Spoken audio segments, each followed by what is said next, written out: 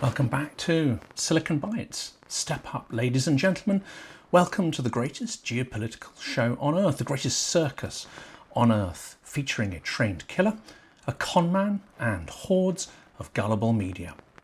The Alaska summit spectacle when diplomacy becomes a circus, but who has humiliated whom at the summit? This episode is a kind of test, a poll, because it has two potential thumbnails to the video. If you clicked on the image of Putin dominating Trump, that may say something about who you feel came out on top. If you clicked on Trump getting one over on Putin, then this could be equally revealing. I'll be adding a poll to the community pages of the channel too, so please complete that to make your views on the matter clear if you think you didn't click on the thumbnail that represents your views. We will then publish the data in a couple of days when it has been completed by YouTube. Before we jump into the episode, thank you to everybody who supports the channel through Patreon and Buy Me a Coffee, and of course everyone who supports the fundraisers that we are running. Currently the one for the 69th Sniffing Brigade to get a truck to send to the front in Ukraine. That is a key priority for us at the moment, so please check out the details of that in the description of the video. The Alaska summit between Trump and Putin, a geopolitical gift wrapped in a red carpet with a side dose of sycophancy and humiliation. This summit ended with 0 deals, exactly what we have been predicting on this channel. Well, that's good for Putin, not so good for Trump. The US president may even have a palpable sense of his failure in holding the summit, of the risks that haven't paid off and the political risks that he took in agreeing to set it up.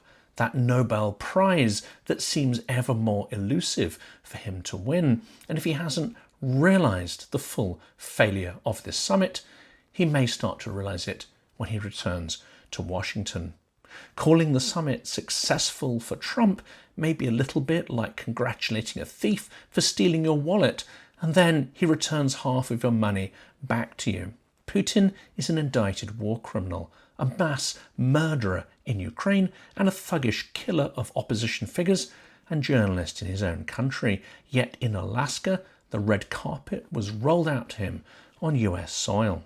The Alaska summit will be remembered for spectacle over substance, for the diplomacy that was absent and the deal that failed to materialize. We dive into the Trump-Putin Alaska summit, an event so devoid of substance, so short and pointless that even Trump loyalists are turning on him to answer and to demand answers about what this farce was meant to achieve, apart from laundering Putin's image and reputation amongst gullible sections of the global media. What was the point of this summit? What did it cost? And why did the most powerful country on earth give out an unprecedented freebie to the world's bloodiest tyrant and KGB thug?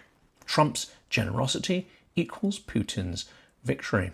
Donald Trump invited Vladimir Putin, indicted war criminal and semi-isolated tyrant, onto US soil for the first time in years. He rolled out a red carpet, shared a car, and held a summit with pomp and some serious optics. Yet, as Time magazine put it, despite securing no deal, Putin emerged as the clear victor by gaining legitimacy and time on the world stage.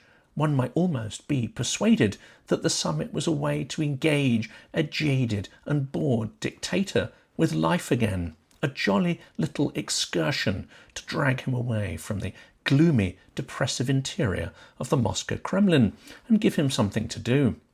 As you might take a half-senile pensioner out to the seaside for a last nostalgic day trip before memory loss and mortality come to claim them. Certainly, Putin's buffoonish grins and gurning suggest that serious cognitive decline have set in. Well, we can but hope that this is Putin's last turn on the global stage in the spotlight.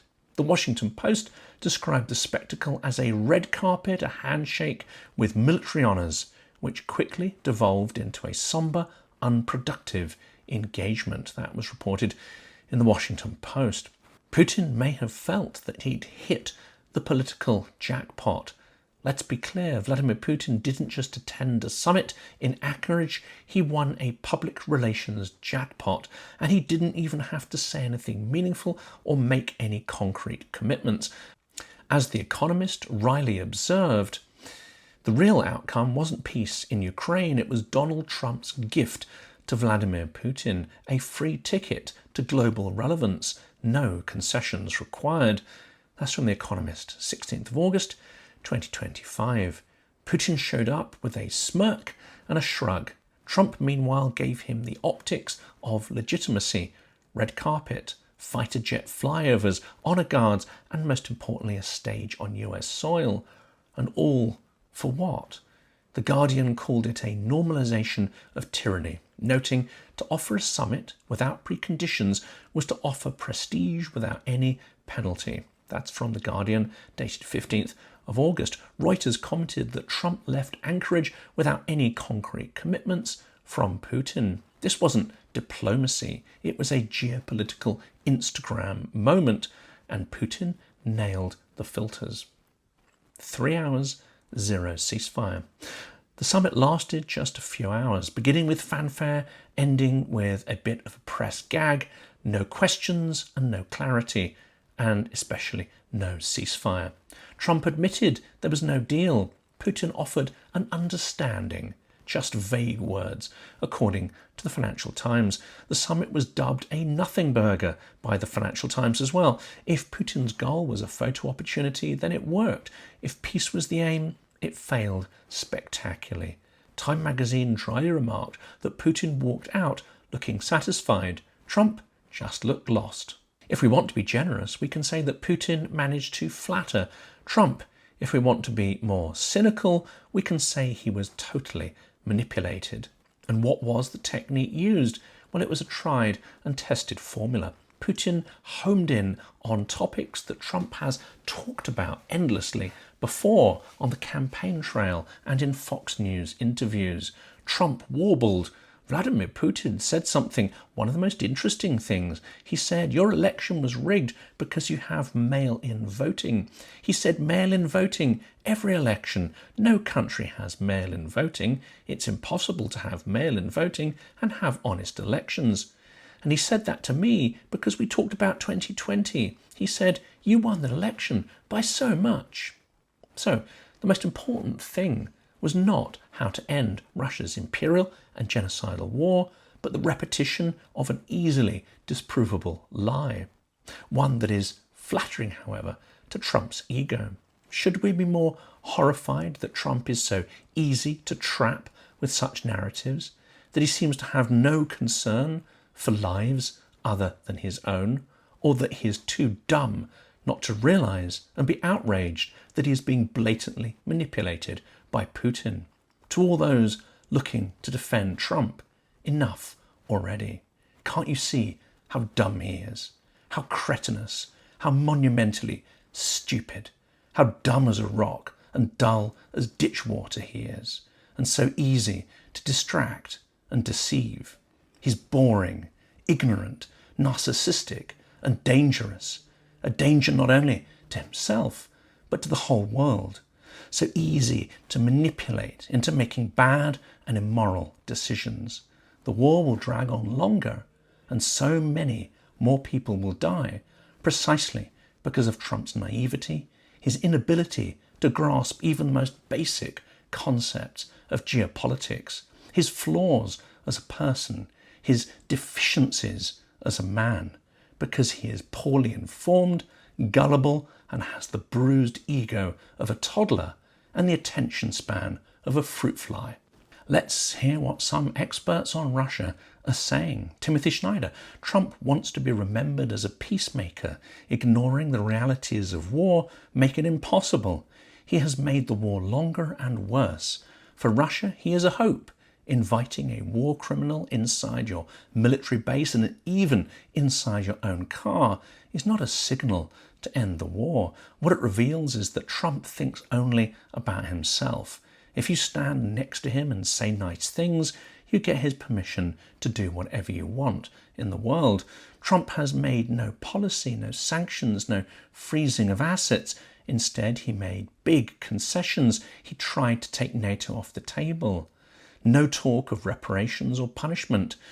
Russians think they can flatter him, mock him, and still get their own way. John Bolton said, Trump did not lose, but Putin clearly won. Trump left with nothing but talk of more meetings.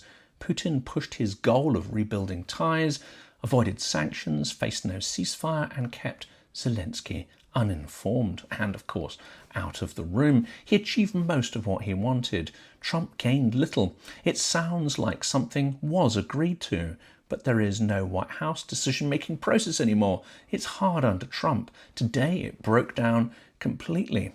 The mood in Russia after this is going to be euphoric. In the US it's going to be confused. In Europe and Ukraine it's going to be very depressed. Putin convinced Trump not to press Zelenskyy's agenda. He got what he wanted from Trump, and if Trump had been irate, he would have cooled things off. Putin has gotten to him. This is an interesting take. What might the agreement be? The private one, the one communicated behind closed doors, the tacit agreement that would have been Putin's primary objective in coming to the US for the summit. Surely he had a purpose greater than simply gaining a photo opportunity and the chance to reinforce his control over Trump's opinions. He would have had another major goal in this visit. In a way, there is a kind of agreement between Trump and Putin to accuse Zelenskyy of the continuation of the war, suggested the French ambassador to Russia. Trump could be setting up Zelenskyy. Trump says Ukraine has got to make a deal after the summit with Putin. We know the deal equates to a Ukrainian surrender. Zelenskyy will refuse, Trump will stop all aid, and he may pressure Europe to do the same. Is the White House set to blame Ukraine for not kowtowing to their attacker? Is the White House set to blame Ukraine for not kowtowing to their attacker? Will this again have the effect of uniting Europe and Ukrainians behind Zelenskyy's leadership? It seems that all such pressure by Trump only has the effect of strengthening the Ukrainian leader. The president noted that he always had a fantastic relationship with President Putin, Vladimir Putin. Again, this is more masterful manipulation. We can be sure that this was one of the phrases used by Putin in the company of Trump and perhaps repeated several times. The inspiring Ukrainian philosopher and writer Volodymyr Yermolenko puts it like this, highlighting why a fundamental understanding of the Russian mindset is missing from the US and, to an extent, European foreign policy towards Russia. He says, if you want to achieve peace by underlining the greatness of Russia, red carpets, etc., you will always fail, because greatness is the only reason why Russia is making wars. For Russia, being great means being violent. Strength, sila, for Russia means violence, насилие. If you want to stop Russia from making wars, you should prove to it that it is no longer great. It's happened many times in history. Ukrainians prove it in this war. Russia is not great. Russia is not strong. That's the first assumption you need to make for peace. Since its founding, Moscow has relied on control through force as the organizing principle, the founding principle of its state. To this day, the Kremlin rules through humiliation and oppression to legitimize its extractive governance model. This is all true, but none of it is what Trump wants to hear or necessarily understands. His priority is to help Russia becoming greater and establish a mutually beneficial relationship, preferably one that leads him to the fantasy of being awarded a Nobel Prize. Trump, the geographer in chief. In what may be the most surreal moment, Trump appeared confused about Alaska's status. He implied he'd go back to the United States after the summit in Alaska, ignoring the fact that he never left US soil, and he even called it going to Russia. That is quoted by the Daily Beast. Just imagine for a second that Biden or Obama had said such a thing. The calls for their resignation on grounds of incapacity would have been shrill and hysterical from the right-wing media. Here is the sequence of events for the summit and the rumoured clash that took place. This timeline is drawn from Wikipedia. 11:08 a.m, red carpet, jets and a bomber fly over.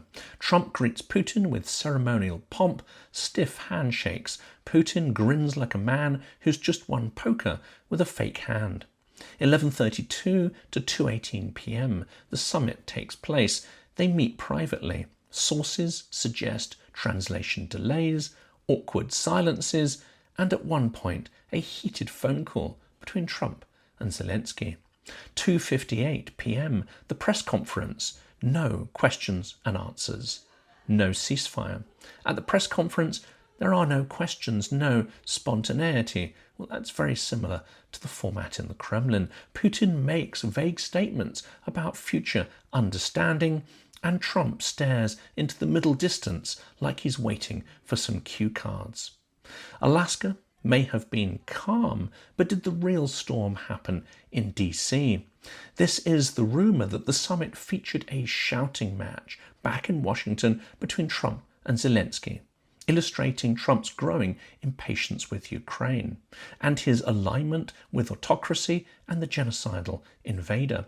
Rumours abound that Trump was livid after Zelenskyy refused to back down on territorial demands. According to Politico, Trump reportedly snapped, "Just take the deal or this war is on your head." If he said this, then it's an obscenity, a crime against justice and truth. Rather than making Zelenskyy guilty, it makes Trump culpable for the continuation and escalation of the war and for whitewashing the reputation of the genocidal killer that started the war. Did Trump try to impose conditions or concessions on Ukraine to achieve a perceived win while Putin was still at the summit? Hopefully we will find out. Analyst Rachel Vindman remarked on Atlantic Council Live, Trump entered that room thinking he was the deal closer.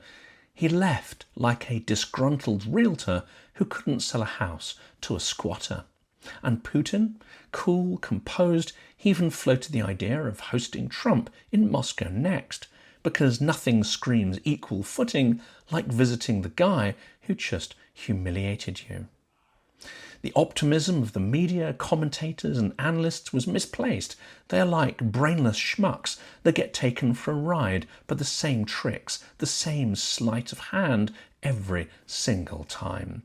Speakers and experts were overly hopeful.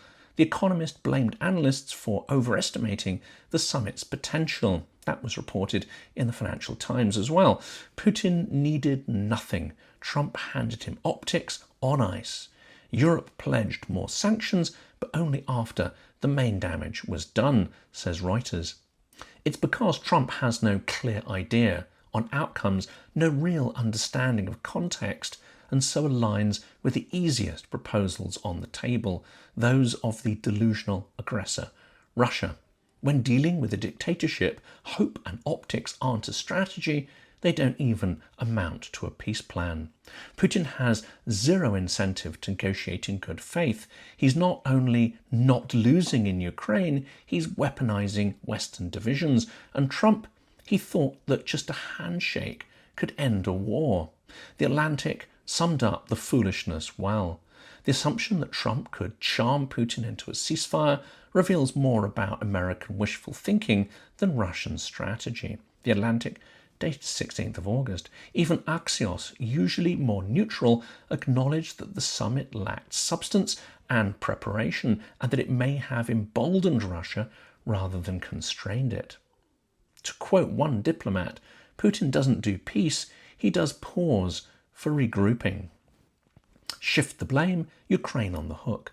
Post-summit, Trump shrugged and told Zelenskyy to make a deal, according to the Financial Times. It was like asking a hostage to negotiate their own ransom, or a fireman demanding that the residents of a burning building save themselves, while simultaneously pouring petrol on the flames and breaking the ladders that would be needed to save the occupants. To put it in terms that every Anglo-Saxon would understand, Trump is a stupid and malicious Shift the blame, Zelenskyy under the bus again. What do you do when your big, ludicrous summit fails, when your war criminal guest walks off smirking and your own press team looks like they've just survived a hostage situation? I wonder, does Rubio still have that dazed and shell-shocked expression that he wore on his face during the Oval Office incident? If you're Donald Trump, you dust off the old playbook. You blame Ukraine.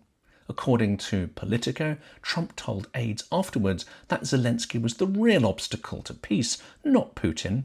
In a later press comment, he even said, President Zelenskyy could have made a deal. He's being very stubborn. You must know when to stop fighting.